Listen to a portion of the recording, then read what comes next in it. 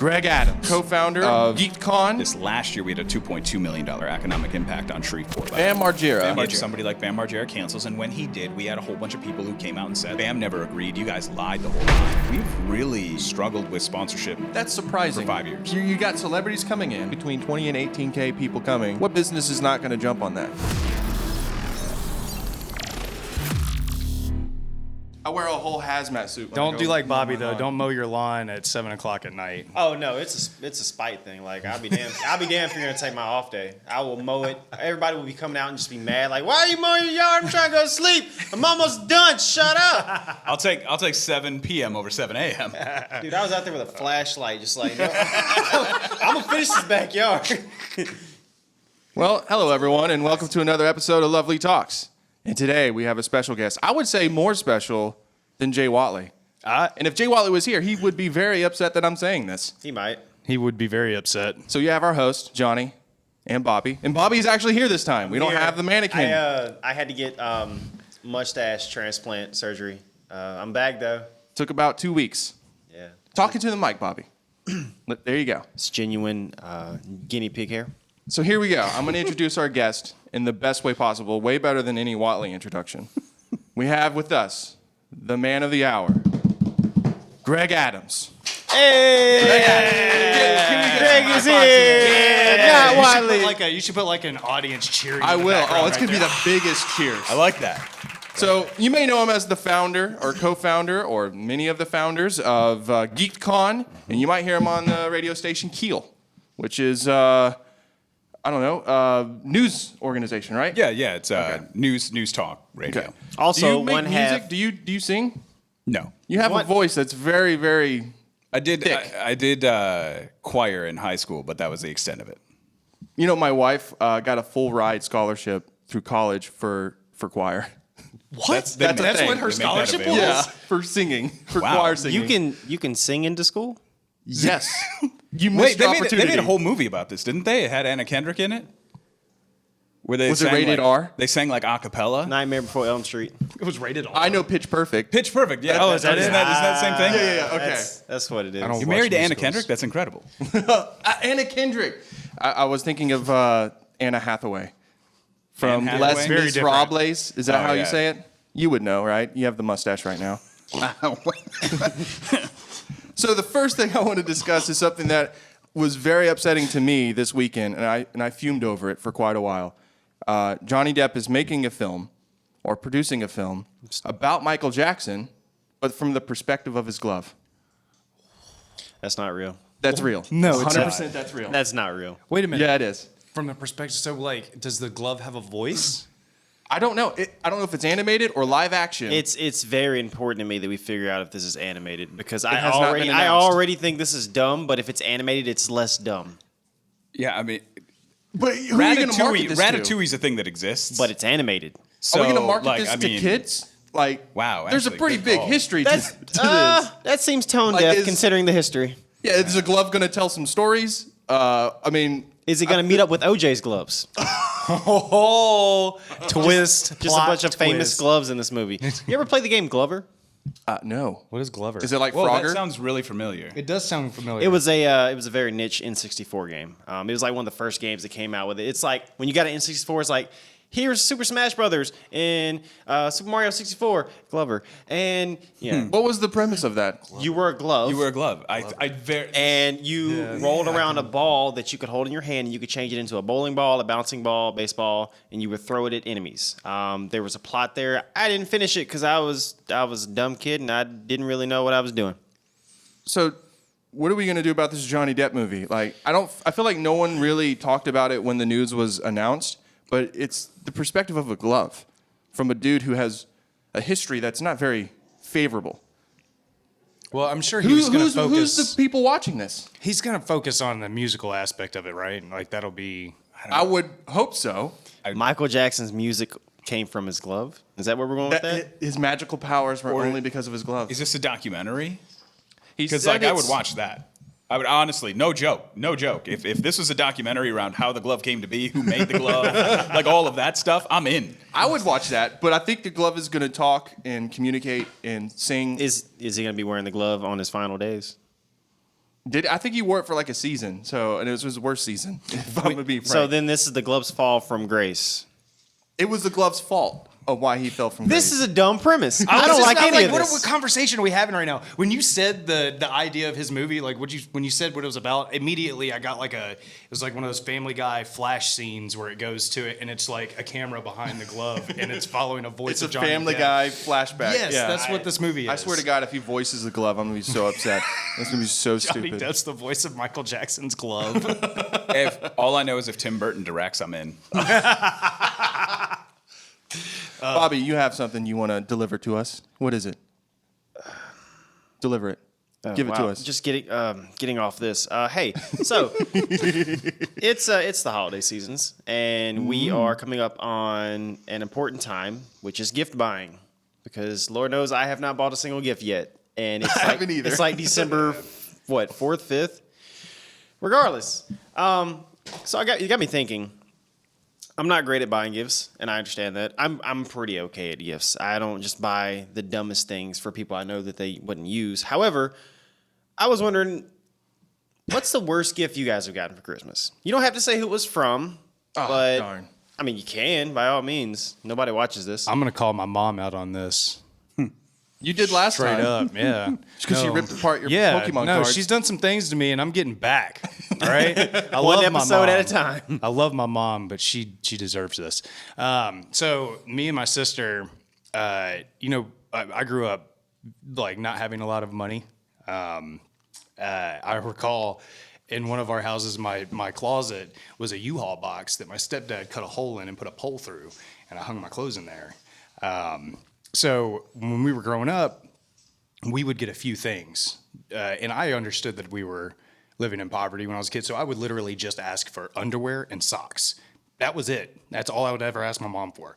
And one year, me and my sister decided to tell her that, she was going to buy us a big gift. She was like, "Kid, think of a big gift you want. We'll get it for you." And we wanted a game system because we wanted both to play it. And so Christmas time comes around and we see this big box and we're like, yes, yeah, it's going to be awesome. And it was a telescope, a pretty expensive one too. And neither of us had any interest in astrology or the stars or anything. And so we were pretty upset. It was very inconsiderate of us to get upset, but that was probably just the most disappointing thing I ever opened. I think you just didn't use your imagination, because there's Yeah, so a many telescope? things. There's so many things you could have did. done with that. There's so many things that, looking back, you probably should have done with that you could have done with that. That's your worst gift? That seemed like that'd be a top 5 for me. I mean, it wasn't like a big fancy one where you could see freaking planets. It was about the price of a gaming system is what I was getting at. Oh, that's what you want. Did you voice that you wanted that, or Yes. you just wished it into? No, we told her, get us something to play. My aunt, who shall not be named, got me a rock that had a horse painted on it from the Cracker Barrel for Christmas. from Nuh-uh. Cracker Barrel. I had a rock that had a horse painted on it from the Cracker Barrel. So You're lying. Oh no! You know how I know it's from the Cracker Barrel? On the other side, there was a sticker, price and all. She paid $3.99 for a horse rock from the Your Cracker grandma Barrel. did this? My aunt. Your aunt. So it sounds. Does she like you? It doesn't sound I like she thought likes you. so. It sounds like they were out shopping and they stopped to eat lunch and they were like eating and they said, "Hey, Bobby likes horses, right? did we buy everybody a gift?" And they were like, "Oh shit, we forgot to buy Bobby a gift." And then they were like, "Well, let's get him something in here. What would he like?" No. There's a whole section. Have you ever been to Cracker Barrel? Yeah. There's a whole corner of just kid toys. And I mean, like, anything from a squirt gun to a robot to even a checker set. You like, this rock will do. This is fine. That's what you got me. Hey, rock. How old were you? Yeah, how old were you? I was 9. I was 9. I was hoping that it would be inappropriate to buy you a toy because you're a grown man. Nope. I was 9. I was very much 9? into toys. That's old enough to be like very disappointed and hold a grudge. Like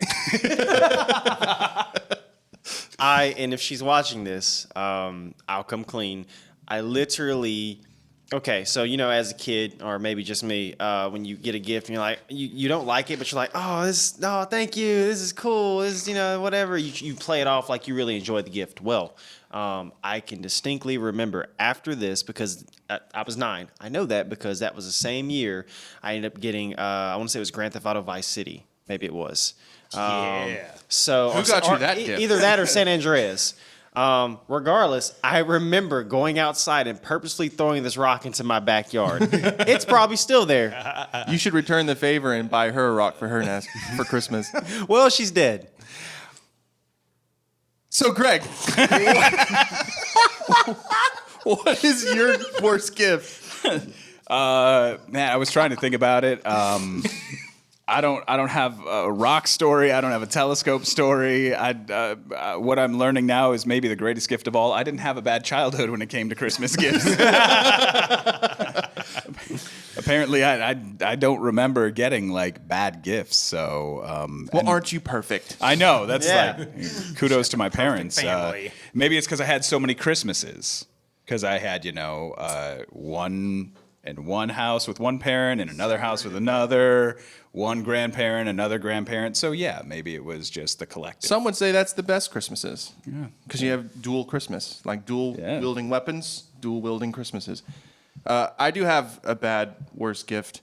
I had someone buy me earrings at the age of like 13, 14. Keep in mind, I've never had pierced ears, ever. They weren't clip-on like earrings? No, they were real earrings, and they were like little balls, and they just put them in. That was it. How old were you? I was like 13. I was like, okay, thanks. This person knew who I was. I'll go this far. They're a member of my family. Not my intermediate, but they're a part of the family. They had a little bit of this blood pumping in their veins. And they know me, knew I didn't have pierced ears, bought me earrings. Well, if they knew you didn't have pierced ears, maybe they were making assumptions about In you. a statement, like maybe you should because your going lobes down- are too you're big. going down this path. Maybe they were thinking that something else was pierced. So you're saying I had a little bit of a, what do they call it? I don't know what Peter you swing? call it. I don't know. Peter What? swing? A Peter swing? They were testing the waters. They're like, is he going to like these? Oh, you're talking about my nips? Yeah, I wasn't going that far south. Sorry, that I went that way down there. Wow. Oh, that's what he meant by Peter swing. Oh, no. Not for 13. I didn't think we were going to get worse than the rock. Sorry. But here we are. Here we are. I was going to tell you, I actually work with one of your relatives, and I think that they tell your family to stay away from me because she actively does not talk to me and stays out of my way. Whisper in my ear who this person is. Oh. Really? Yeah. Where? Cousin. One of them. Where? Rotolo's. What? Yeah, she's when a did this happen? host up there. You better stay away, I love how this Johnny. went from No, being stay vague. away. I think it's Oh, funny a 'cause cousin she, like- that works at this job that specifically. became very specific. Gee, I wonder who very- that I could mean, be. I can't, if I don't say the name, nobody Yeah, don't knows. say the name. Yeah. Yeah, no. Her He has work a lot of schedule is cousins. Monday through Friday. But yeah, I mean, I'm her boss, so I had to introduce myself, and she was like, Again, more specific. she told me her last name. I was like, huh. I was like, are you related to Even more this person? specific. And they were like, Eventually, yeah. And we're I was just gonna like, get down and to she it. goes, We're just gonna- Oh, you're friends with them? I was like, yeah, I'm like one of Josh's best friends. Grew up with them. She was like, oh, and then she just won't talk to me anymore. Yeah, that makes sense. I think it's They see probably what the I best do way. and what I post, so it makes sense to avoid. Anybody related to him. So Anyways, let's get on the hot topic issue. We got Greg in the building. We're gonna lay it down thick. Let's do it. We laid it down thick with Watley. It's about to get real with. Oh no, we went light on Watley. Yeah, yeah. no, We're we about to went get light on Watley? molasses. We're gonna get like molasses thick in here. Isn't that right, Bobby? Bobby, lay down the first thick question. Yeah, come on, give us that thickness. How you doing? How you doing, Dave? Just good shit. I was doing great until we started talking about depressing Christmas gifts. That is still looming in the air, by A little bit. Yeah. So was I. This is not funny. Okay. So, I think the main reason people have clicked on this video, because obviously it's not for us. No. They want to know how did GeekCon get started? Can you give me the origin story of GeekCon? Yeah, I'll try to do this as briefly as possible. I originally I grew up in Michigan, And when I was working in Michigan, we started this thing called Cherry Capital Con, which has evolved into Cherry Capital Comic Con. And when I came here by way of Wisconsin, one of the first things that I was asked during the interview was, do you have any experience doing live events outside of concerts? Because they already do concerts. They know how to do those. Do you bring anything else to the table? So I just said, well, I helped start a Comic-Con once. And immediately it was like, okay, cool. If you come here, you're going to start a Comic-Con here. And then fast forward about 3 months, I'm here. And they said, when are we going to start this thing? And it evolved from that point to what we are now, going into our 6th year this year. So it started as kind of just an answer and an interview question trying to get a job. And then next thing you know, that trying to get a job turned into, okay, now you actually have to do what you said you do. So It's Time to deliver. It just snowballed. and next thing you know, here we are. So Was it always called Geek'd Con? yeah.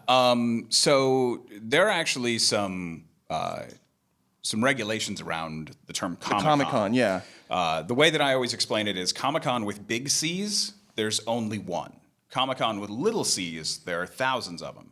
So if your official name is Comic-Con, you actually have to either license it from San Diego Comic-Con International or you're breaking the law. So we describe ourselves as Shreveport's Comic-Con with little C's, but we are Geek'd Con as in our official name. How did that name come about?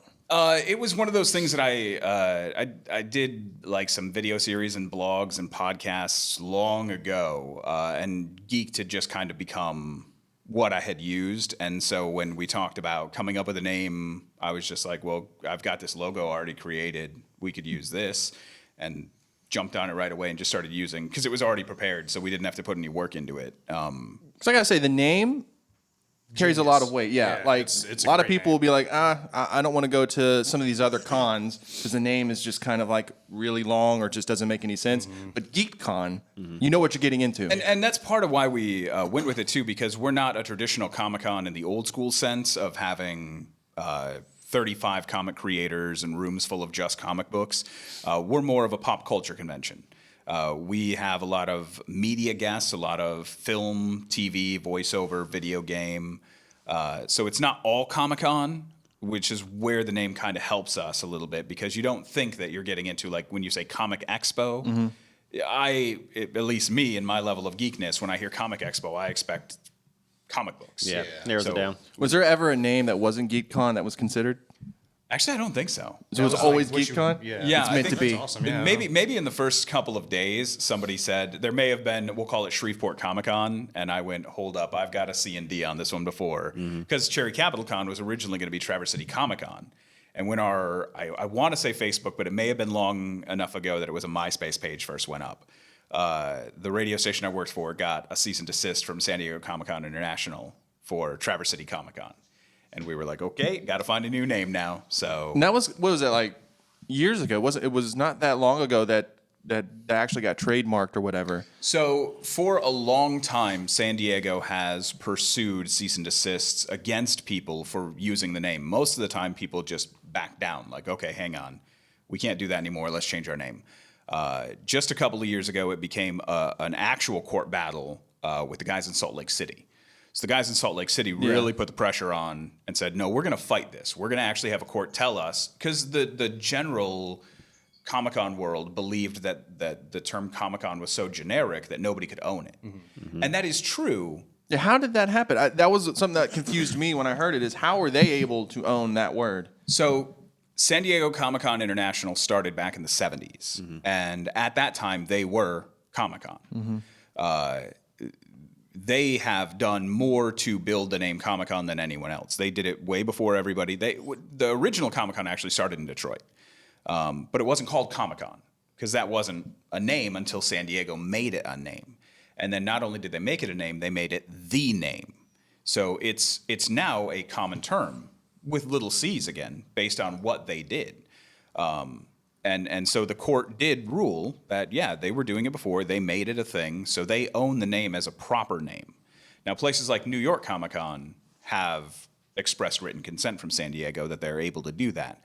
But if we're in Shreveport and we just decided Shreveport Comic-Con, we're not paying San Diego. Well, isn't there a law that states that as soon as a product becomes the main name of that product, so for instance, the slang term of it, it no longer can be called that thing. It's now everyone's property. Have you heard of that before? You're going off the Band-Aid. The Band-Aid, where yes. it's actually called adhesive strips. Yeah. But Band-Aid is the brand. No one calls it, hey, pass me one of those adhesive strips. Mm-hmm. Pass me a Band-Aid.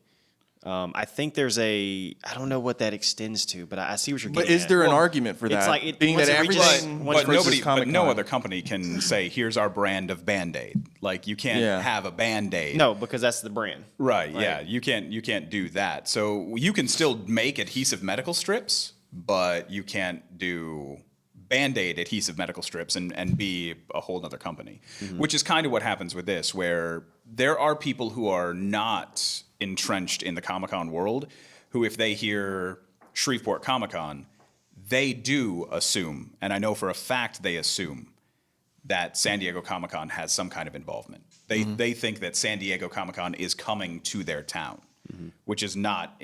What ever about the case. rules of parody? Could you do a Comic-Con parody and get away with it with calling it San Diego Comic-Con, but it's a parody? You'd have to do something ridiculous to make a parody of a Comic-Con in order to I know. make it I'm always work. thinking of how do you get around it? Why? Because there's laws where you can do stuff if it's a parody. What does that dictate? Does that dictate that everything in your fucking Comic-Con is fake and just bullshit? I mean, It's you'd have all- to do something so ridiculous and over the top. You'd have to have our Chris Evans, in a Captain America suit, walking around 20 of these, walking around. The whole Comic-Con would be a joke. No, it had to be Captain USA. Yeah, it can't be Captain America. USA, that's Yeah. right. Yeah, Lieutenant USA.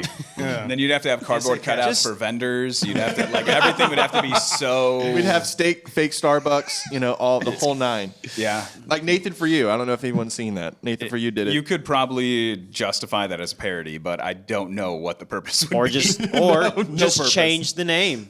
That seems Yeah, a lot or- easier. Yeah, for anyone out there, just change the name. Don't do Comic- what I'm Don't saying. try to make a parody. No. Comic Expo, Fan Expo, like a lot of these type of names. There were a lot after the Salt Lake City judgment that had to go through and change it to Fan Expos or Comic Expos. See, I find it it's so weird to me that just the addition of a capital letter in this case, like for the Comic-Con, the capital letter separates it from a legal case. That's so crazy. interesting. Well, to me. and that's because it's like it's a proper name. So as a proper name, somebody owns that proper name, but as an idea, nobody owns the Right. idea of it. Right.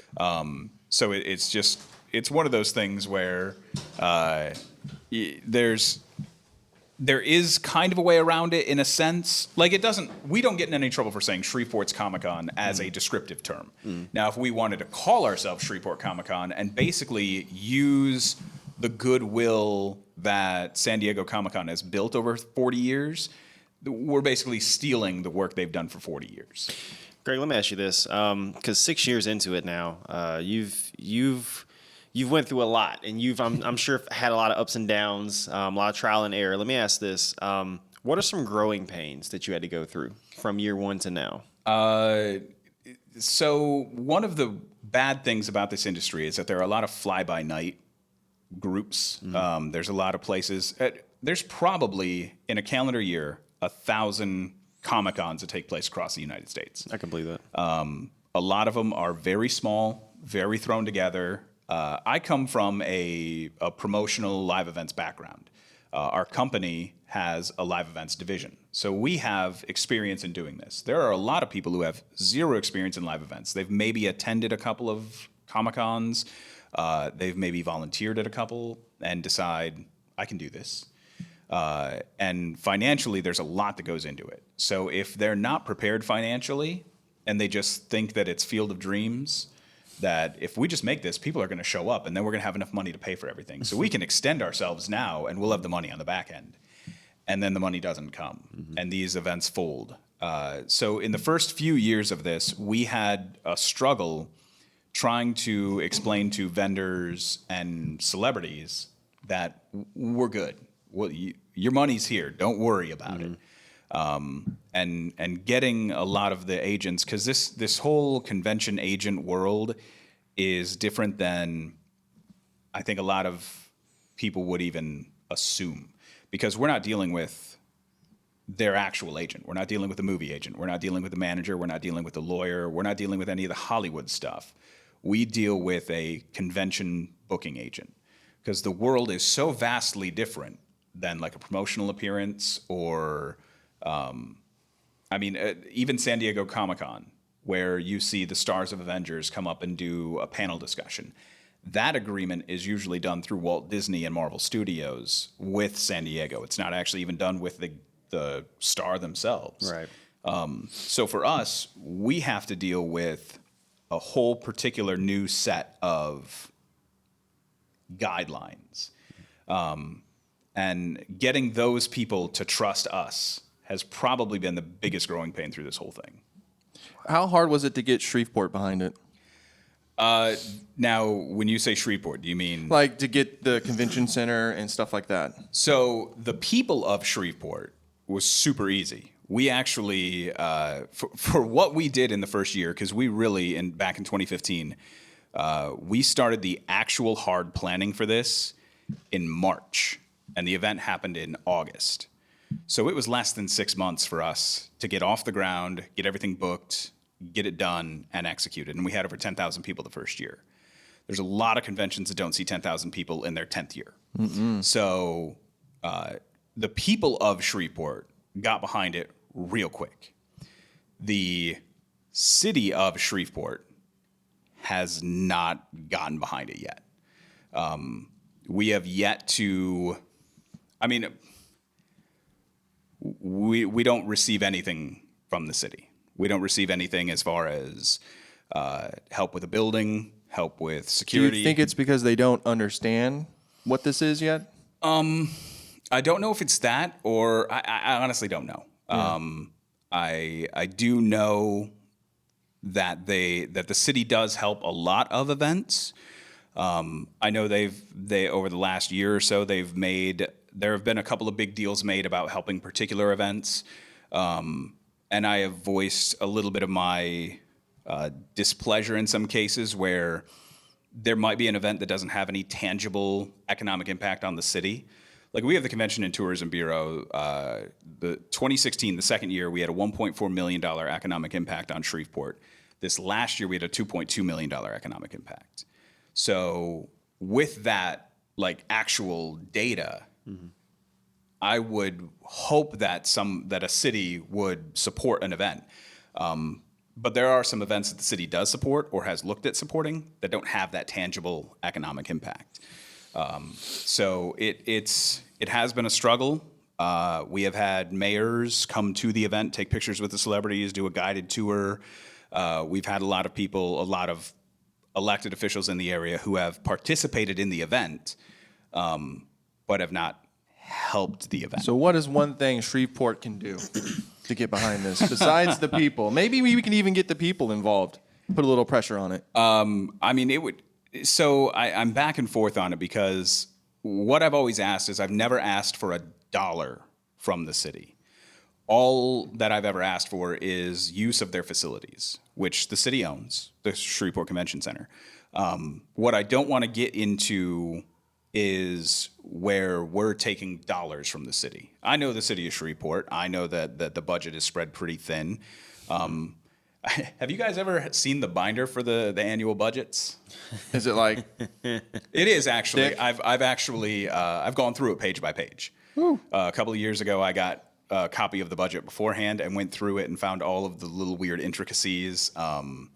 Like there were 4 pages devoted to I don't remember what it was specifically, but there was some serious like real government meat on the bone, and there were like 4 pages devoted to it, and then a few pages later there were 19 or 20 pages devoted to Corby's. So it was like we had 4 pages devoted to whatever the serious thing was, and then 19 pages What devoted is to that? golf course. Corby's the golf course. So there were like 20 pages devoted to golf, and there were like 4 pages devoted to. How about this, Shreveport? We knock that down to 1 page and give the rest of the 19 to Geek'd Con. I don't think that's how Matt I don't know how works. that works. I don't think it has to go by That's not pages. exactly how it works. But the city does have a lot of, they call them cooperative endeavor agreements with, big words, sorry. Quotes. But they do a lot of these with events throughout the city. They've just never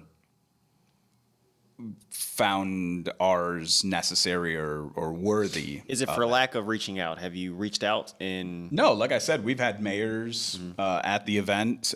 We've had... So they know. Oh, they know. Yeah, we've had. There's a couple of days the city has like. I think we have a Lou Ferrigno day, or it's like superhero day. When we had Lou Ferrigno in, we had an actual like City of Shreveport decree made, and he was sworn in as a Caddo Parish sheriff's deputy. So, I mean, Look at Bobby. Our mayor is Mayor Perkins, right? yeah. Now, yeah. Yes. Okay, and could he possibly do something to get this going? Now, I don't know the powers of the mayor and where the mayor's powers end and the city councils begin. He could definitely help. I know the city council has been involved in quite a bit of the uproar over the last 12 months over events in the city. I don't know where they stand on ours, Because but I don't know of any other events that go on in Shreveport. There's not really that many at all. Because I can only think of two others: Film Prize and the Red River, whatever it is. Red River Rebel? Red River Yeah, Rebel. Red River Rebel. I mean, There's you got Mudbug Madness, Mudbug Holiday Madness, in yeah. Dixie. And There's But does it bring in the crowds that Geek'd Con does? now, so this actually came up last year because last year we hit numbers at Geek'd Con that we'd never seen before.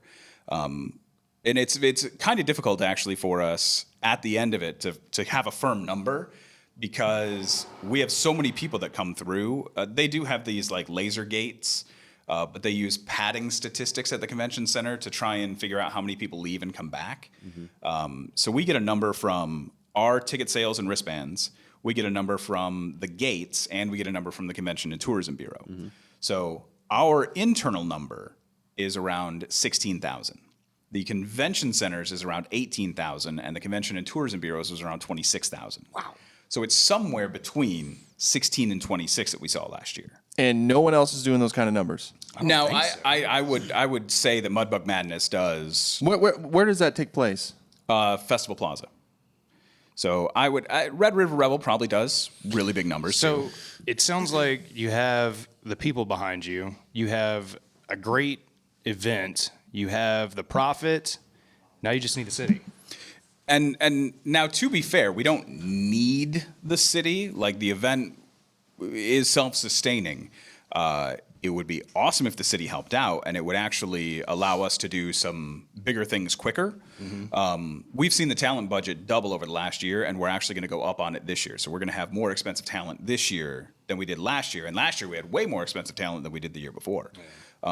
So if we were to get help from the city, those type of things would be able to increase quicker. So And if you have a better, I mean, you already have a great event. If you were able to make this event better by getting help with them, I mean, stuff like this always helps the economy in vast ways. You get the hotel industry going, you get the catering industry going, you get hotel or restaurants and all that stuff. So I mean, I don't know. I can't understand why. Well, there's at the event too. All of the vendors have to pay city, parish, and state taxes. So everything that goes on at the event, it's not like this is some kind of under the table activity. Yeah. That's all contributing back to and a lot of our vendors, they're not local either. So when they come to town, they're staying in hotels, they're eating at the restaurants, they're paying the taxes. It really helps. We sold tickets as far away as. Man, I wish I could remember last year. It was somewhere up in the Midwest, like Minnesota or Missouri or something like that. That's awesome. any tickets in Russia yet? No, none from Russia. Okay. We do have a lot of Russian action on our website. Oddly enough. Really? I think everyone's does. But we have vendors that come in from New York, from Iowa, from Florida, from Georgia. A lot of these vendors do a convention circuit, so they're on the road 35 weeks a year, and they've made us a part of it. We've had a lot of return vendors too. They come to our event, they have a good weekend, and they know that every year they can count on this one being a good one. Because again, going back to a lot of those fly-by-night events, these vendors get in the same situation.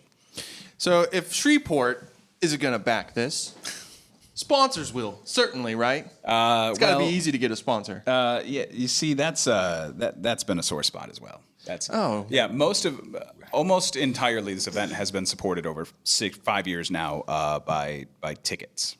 Wow. It's tickets and vendors because we have to sell the vendor. Basically, the way that we set up the event is we attempt budget-wise to use the vendors to cover the costs of the facility.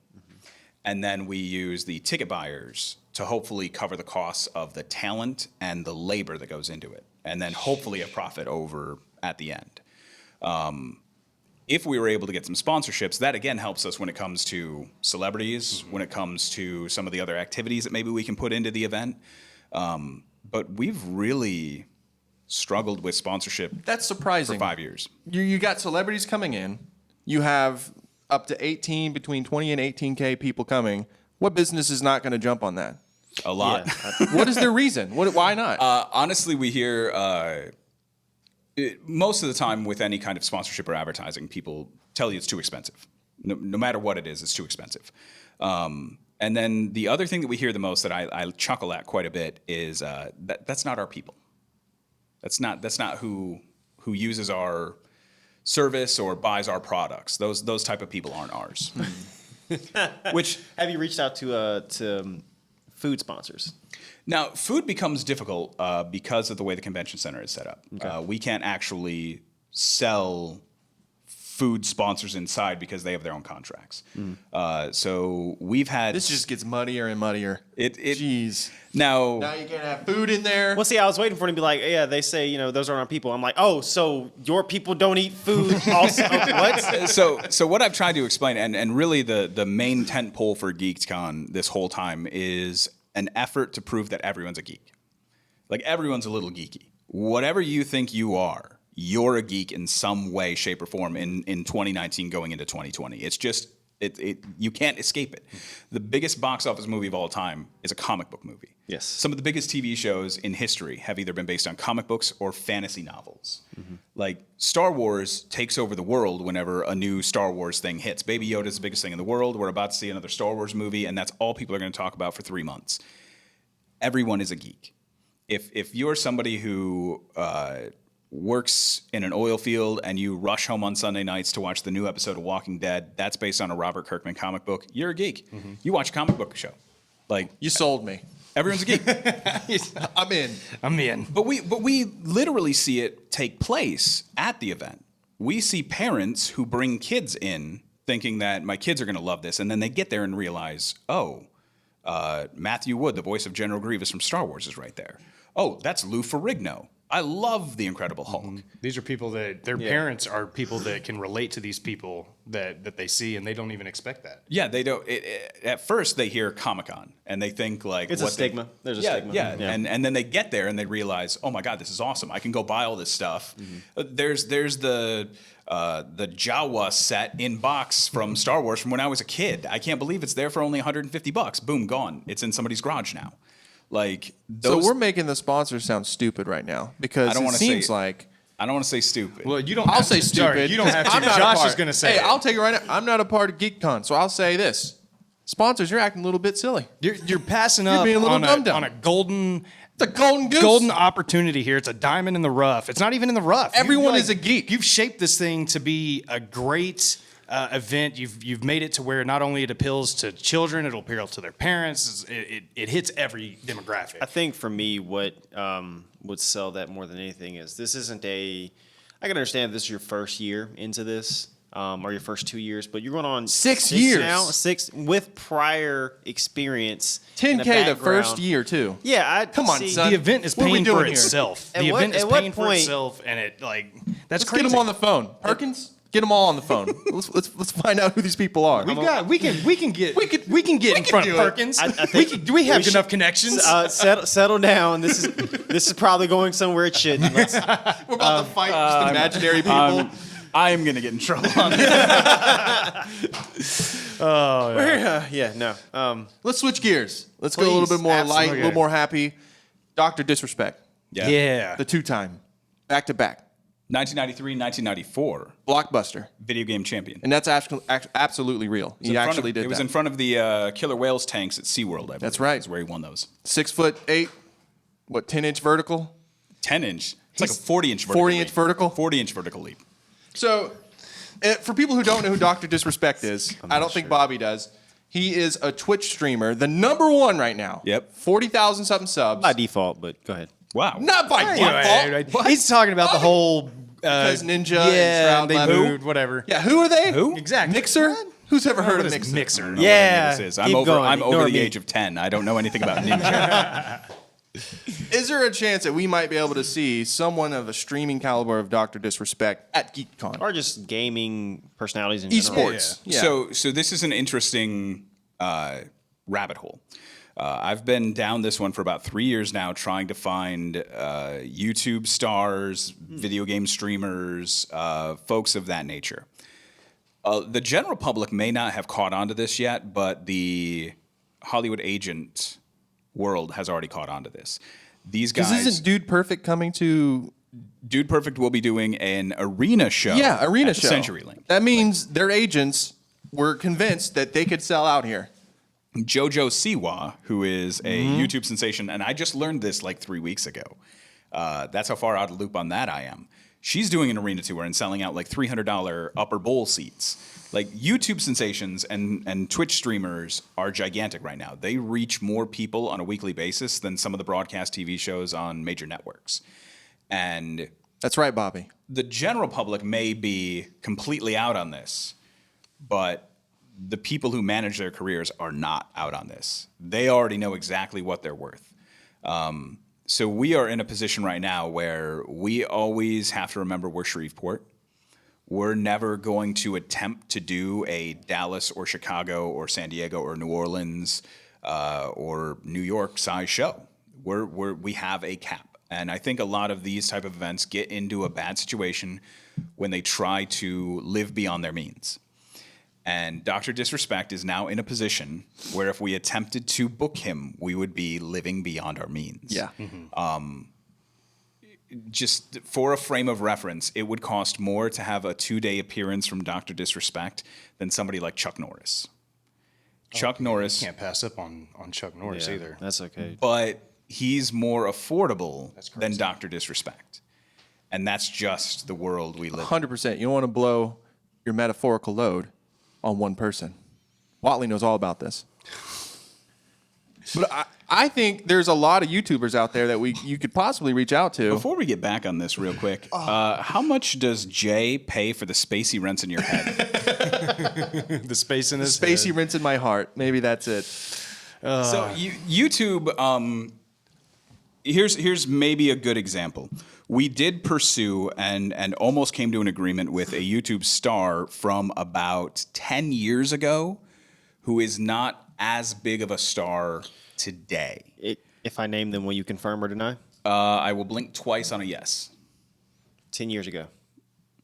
Ray William Johnson. No. That's what I was thinking. That's what I was thinking. But probably as big at the time. Okay. He was one of the early ones that sold merch. You saw the T-shirts around a lot. Are we talking about Smosh? No, close though. Same ballpark. Ooh. Single guy instead of group. Shane So that's Dawson? probably as close as we're Shane gonna get. Dawson's popping, dude. Don't even dare. So when we almost came to that agreement, we actually ran into some of that pushback and concern about how big these stars actually are to the general public from within our own organization. And it became too much of a struggle internally to try and justify how big YouTube is to some of our own decision makers that we ended up not pursuing the deal. But it is something that's on the table, but the more and more we continue to be a streaming society, the bigger and bigger these stars are going to get and the more outside of our reach they become. Yeah. You got to catch him early. Well, but then if you catch them early, Like at the Nobody's 100,000 really- mark. are they really Yeah, into is it it? going to help you later? Right. So we actually did have we had Cosplay Chris, who's an Australian YouTuber, who his channel had taken off at one point really quickly. We flew him all the way in, kind of doing that whole let's see if we can get him before he blows. He did get a little bit bigger, and we brought him back again a second time. but he hasn't really ever gone beyond.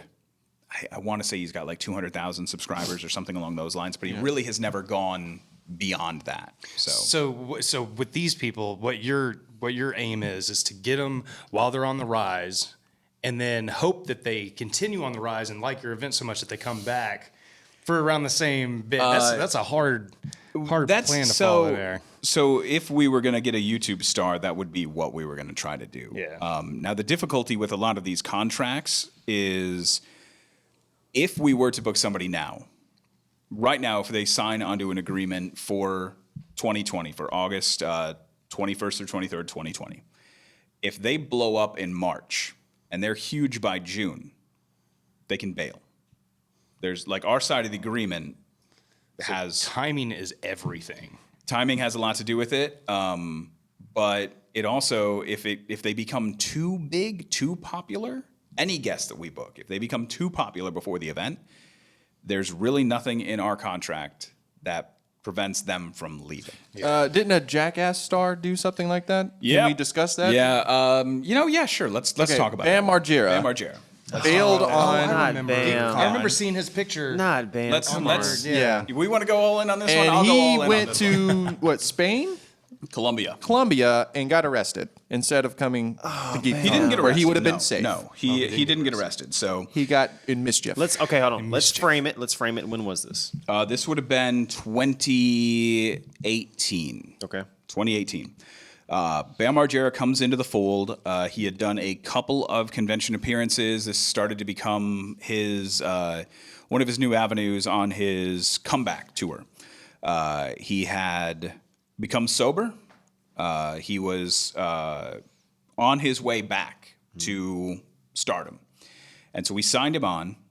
Very excited about it. One of the biggest names that we've ever booked onto the event. And personally, for me, I grew up in the Jackass Huge generation. fan. Sure. Yeah, One of my favorite shows. Bam Margera was that was So funny shit. we're super into this. We're like his face is on all the marketing. We're all in.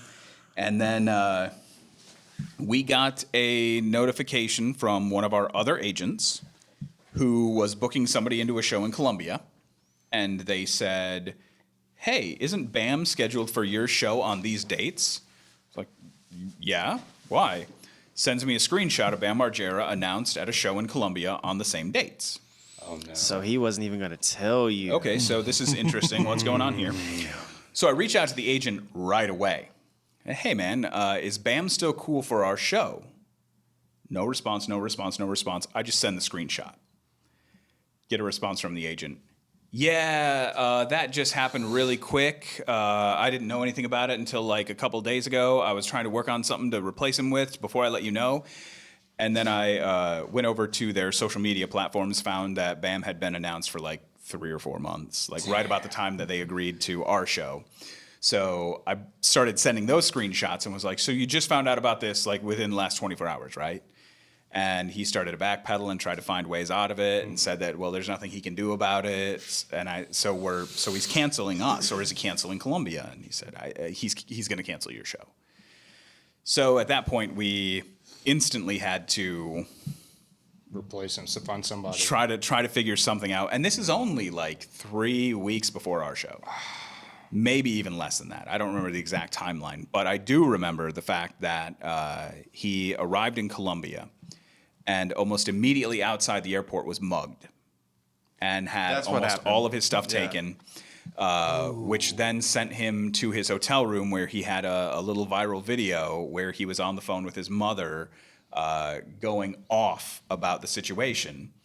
And then about 12 hours later started putting a bunch of posts on either his Snapchat or his Instagram or something where he was drinking and was messing around in some park in Colombia, and there was almost no adult supervision for him, and it just turned into a horrifying weekend where he fell off the wagon and has kind of yet to recover from that point. So I still say to this day, if he comes to Shreveport instead of Columbia, we may have a sober Bam Margera today. He may have his own daytime talk show. Oh right now. man. Yeah, I mean, if Bam was to contact you and be like, I want to do the next one, would you trust him? No. No? Yeah. Would you tell him no? Yes, I would tell him. No. It's too complicated He for- could call me right now. That's one of my biggest fears is that we get into these scenarios because again we sign contracts that are 100% for the benefit of the guest and have almost no protections on our end. But you have to do that because this whole industry is built on one-way contracts. Good faith.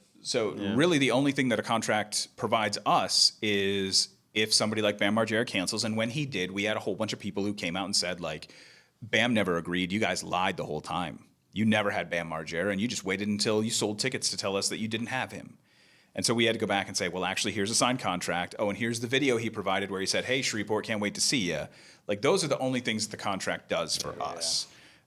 It's so bad though, the nature of the game, because that ruins, obviously, it ruins the relationship between you and them, but it could also jeopardize the reputation of the event you have. Yeah. Just off the basis of, okay, let's say that happened, and then next year you book someone that's like really, really popular and everybody's really happy to see. Because I'm sure you had people buying tickets to come see him Specifically, Sure. just for him. Right. So, and then let's say that happens again a second year. And then, Yep. it's not your fault per se, but that puts you also at risk for, man, these guys can get anybody. So it's such a bad game to play. And it hurts us too because if we build an entire show around somebody, Right. So if it's like we structure it, the way that I put this together is kind of like a starting lineup for sports. And so I have my positions. Mm-hmm. So I've got my quarterback, my running back, my wide receivers, that sort of thing. And so if my quarterback goes out and there are no other quarterbacks available right now, I'm stuck. Mm-hmm. So if I've got somebody who's at the top of the poster who is the main reason that people are coming to this event and they go away, especially 3 weeks out, like we were able to actually kind of find an adequate replacement. When Bam bailed, we got Christopher Judge, who was from Stargate and the voice of blanking on the main character in God of War. Kratos, yeah. So we got him. Now, is he Bam Margera? He's not. But is he also super cool? He is.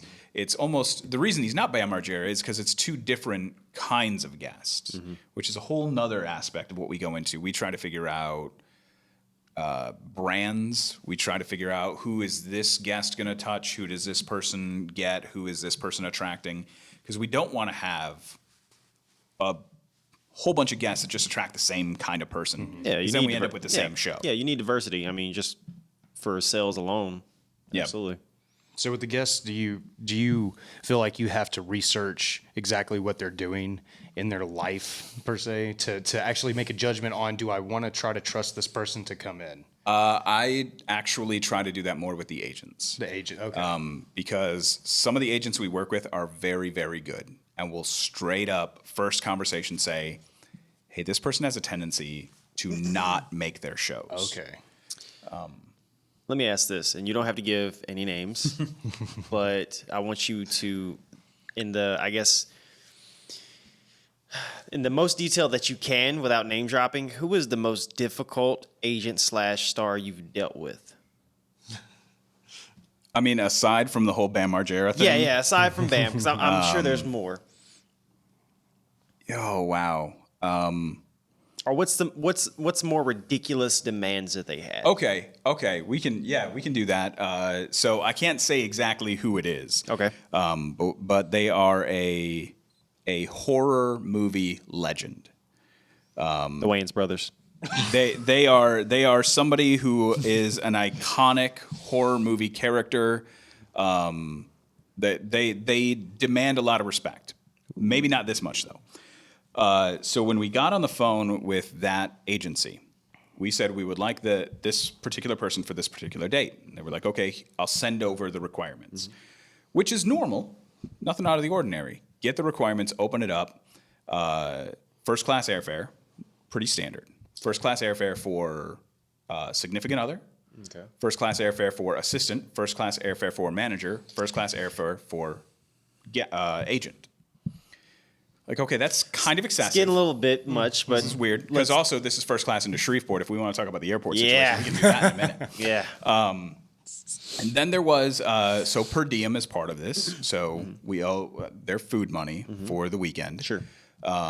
Travel expenses were included. Sometimes that's included on a particular kind of guest. And then it got to the part of, and then there's private car transports to the airport on their side and then on our side. So those were in there, pretty normal. But then we got to the part about the hotel, which is where it got a little crazy. We had to provide hotel for the assistant, for the manager, and for the agent, which is, I guess, you're going to fly them in. You got to put them up in a hotel. But then for the guest and their significant other, we had to rent an entire floor of the hotel. So they would be the only people, not even the manager, agent, and booking agent had to stay on another floor. This whole floor of the hotel had to be booked for just Is it like the guest and a significant other. fancy game of magical chairs? Is that what it is? They just go to room to room? Honestly, I think it has a lot to do. Stop what room you're in. So we do have some guests that require to stay in a separate hotel from the rest of the guests. So I think Is that the Hilton? Like where is it? so for the past few years we've partnered with Margaritaville. Okay. So all of our celebrities have stayed at Margaritaville.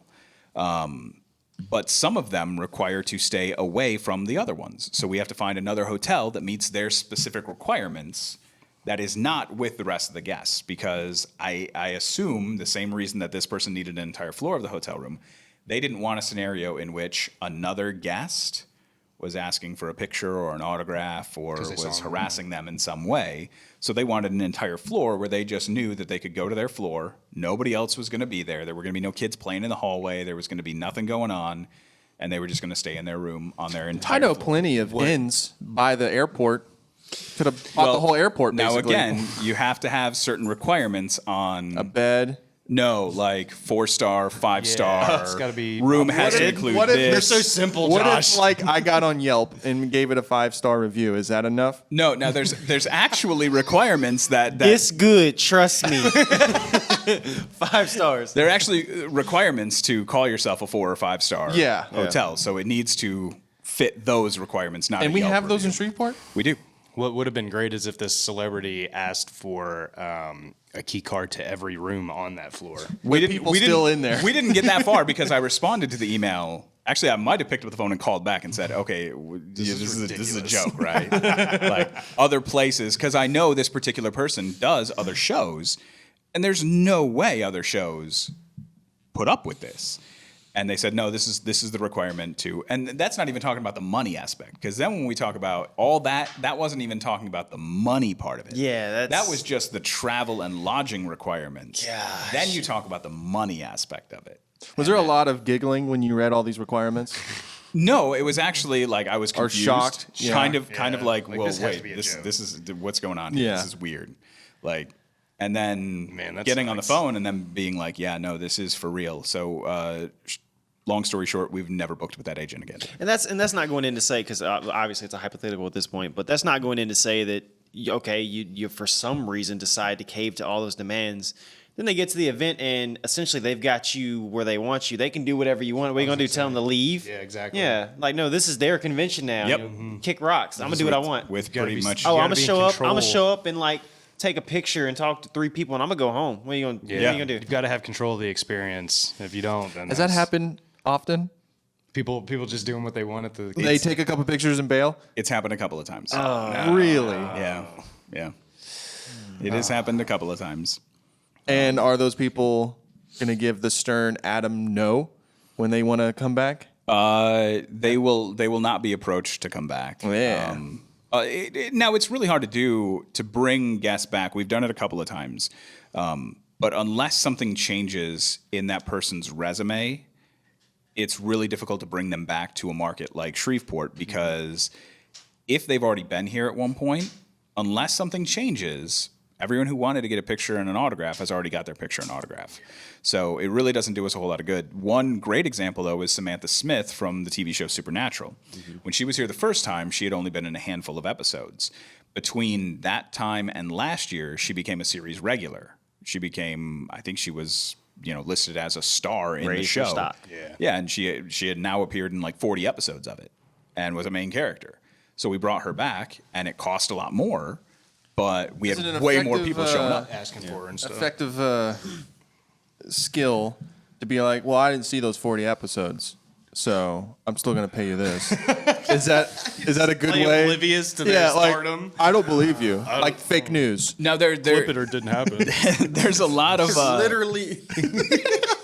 there is a lot of conversation back and forth between agents, and not just us. We're not the only ones that go through this. But you're told a story about how well this person performs at a particular place, and okay, well, we're not that place. How do you think they're going to perform here? Oh, people love this character, this role, this franchise. They're going to show up for it. And then we've bought that a couple of times, and then they show up, and the people who are into that franchise apparently just don't live in Shreveport. So that goes back to the agency thing, where you have to be able to trust that agent, and it benefits us from having those agents here a couple of times. They see the show, they know what the foot traffic is like, they know what our people are about, and so they can come back the year later and say, I recommend this person, and this person. Do you think that Geek'd Con will ever hit a wall? Like a peak? Glass You'll ceiling. never be able Glass to- ceiling. We Glass ceiling? have a plateau. Yeah. There's a plateau because again, we're Shreveport. You have to keep the events a little more intimate, and like you said, you'll never be like a huge Comic-Con. So you're always going to have to. Yeah, I was going to say you probably hit walls all the time. Well, we just don't have the volume to be able to. We just got through a negotiation this week where we're trying to push some of the boundaries that we like. Last year, we had Michael Rooker in. If we would have talked about Michael Rooker in 2016. We just said there's no way that we're ever going to have Michael Rooker here. We just don't have the volume to do that. And then he shows up, has a great show. And we realize, okay, well, that's no longer our limit. We clearly have a higher limit. So we're going to push that boundary again this year. Good. Now, there is a boundary that we can see without saying who it is. There is a particular guest that we talked to about doing an appearance for between $20,000 and $30,000, and we initially were under the impression that this was going to be our regular 2-day appearance type thing. And then during the conversation, it became, okay, well, which hours of the day? Because he usually only does 3, but I've got him to do 4. So which 4 hours? And so I put together, here are the 4 that we would like on Saturday and the 4 we'd like on Sunday. And then they came back and said, well, no, it's just 4. One day. It's just 4. It's just 4 hours. And that was where we were like, well, I can't give you. Okay, well then 2 hours on Saturday and 2 hours on Sunday. Split up the 4 hours. That would have been tremendous, but that's not quite how it works. Yeah. So we're not to that level yet. And that might be where our limit is. I don't know if we could ever get Do you think you can hit 50K as far as the amount of people that come? Do you think that's a possibility? I don't know. Because if you reach outside of Shreveport, If the city of Shreveport helped you, do you think you could hit that? I think it might take more than the city of Shreveport to help get to that number. That number is a really big number. Like it might not sound like a big number because you look at the size of like a city of Shreveport, but to get 50,000 people out to anything, like that's 4 times a sold out CenturyLink Center. We're close to Shreveport's close to 200,000, so you're asking for a fourth of Shreveport A fourth of Shreveport. to come. Yeah. would you ever consider, bid for it. and you don't have to answer this, would you ever consider moving out of the convention center and setting up shop somewhere else? This is one of the issues that Shreveport runs into, is there's really nowhere else. Those are the biggest places that you can get. Could you go to a neighboring city? We have had other cities offer their convention centers for free use if we brought the event to them. But you just can't say it's the Shreveport. But why do you need to? Well, so our biggest asset is the company that we work for. We are an arm of Town Square Media, which has 6 market-leading radio stations in this market and the social media footprints and websites that go along with them. So we have the ability to market our event using our own properties. If we were to take it to another place, we would lose that advantage. But it's Texarkana, right? Like the radio stations and stuff, Town Square, is that Texarkana? Or we is it have just, we have a market in Texarkana. but it's not as big. Right. But you still advertise to Shreveport and Bossier and get them to come to it in the neighboring place. But Texarkana would be too small. Yeah. You would need to find a larger metropolitan area. We have had Dallas Metroplex facilities that have reached out to us and said, please come use our convention center for free for a week. Oh, wow. But we would lose our Basis here. advantage moving there. I get that you'd lose an edge because here local, support this, but you can still advertise through those mediums if they just get over the fact you got to travel 3 hours. Right, but then it would also put us at a competition disadvantage with Fan Expo Dallas, Dallas Comic Show, Dallas Fan Days. Is there anywhere closer?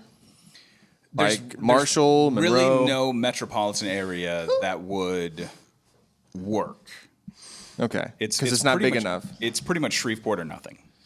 And Have you like left outside of Shreveport and Yes. seen what's between us and Dallas? Like There- you ever there's been to not a lot. Elysian Fields? I'm just wondering if there's a random, a football field. What Just set about up a the big-ass what tent. about the baseball stadium that they're like shutting down?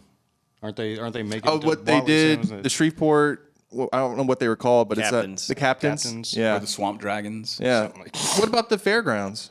Set up a big ass tent, bunch of tents. They don't want to. Is that not? So a bunch of tents. I just spitballing Why are here. you Bobby. devolving this into a comic flea market? What? That's genius.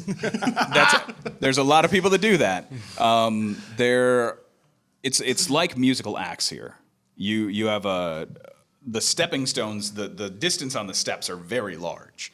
So as far as venues big enough to do this kind of event, you have the Hirsch, CenturyLink Center, and the Convention Center. The Hirsch is on the fairgrounds, right? Yeah. That's the one. Okay. So the issues that you run into with places that are built like the Hirsch and the CenturyLink Center is that they are an arena. So you would have to have like your stuff on the floor and then other stuff on the concourse, and people would have to continuously walk up and down and back and forth. And the floor of the convention center is bigger than what we would have access to on the floor of the CenturyLink Center. So we would have to cram so much stuff in. We'd lose some vendors. We'd lose a lot of stuff. That's why we'd have to put them on the concourse. But then you'd have to have that constant walking up and down.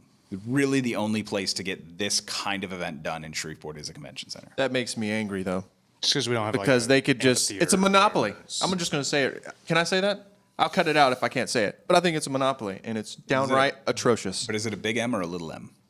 It's a little M. Yeah, you have. You can't say the have big to M. say- no, don't even say that. You just have to say little M. They just have to hope they know what they're talking about. I'm a stickler for that. Like, I don't like being told no when it comes to that kind of business stuff, where it's like, hey, you hold all the cards, and I can't even get one card. Just give me one card. Josh that's all I'm has asking. a control issue.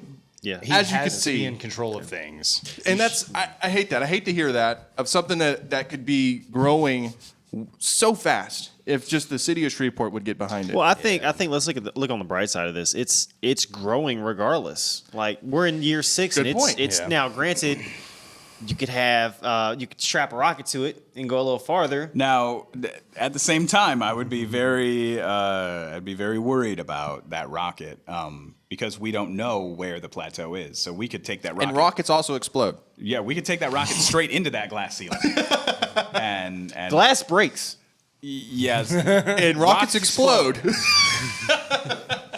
Why are we having this conversation in love it. metaphors? I love this. I honestly, I feel like we should wrap it up. I feel like we've covered a lot of ground. Greg, this was great. We're gonna pound this town We need a part 2 until they. Well, part with, 2 with Greg. I Yeah, know, we've got man, so this much is to talk juicy. about with him. Yeah, because we haven't even gotten into your interest and your likes. I know we didn't We even just talked about about Geek Con, yeah. Geek-Con. and Christmas. We're gonna do it. We're gonna do a part 2, just because we'll never give Watley an opportunity for a part 2, but we'll give Greg one. 'Cause Greg's the guy. Wally, what was your worst Christmas gift you ever got? You know, come over so you can be in the camera. There you Been go. here this whole time. What was the He's a much better guest than me. what was the worst Christmas gift you ever got? Well, you remember when you guys were younger, Greg? You weren't too young, but we were.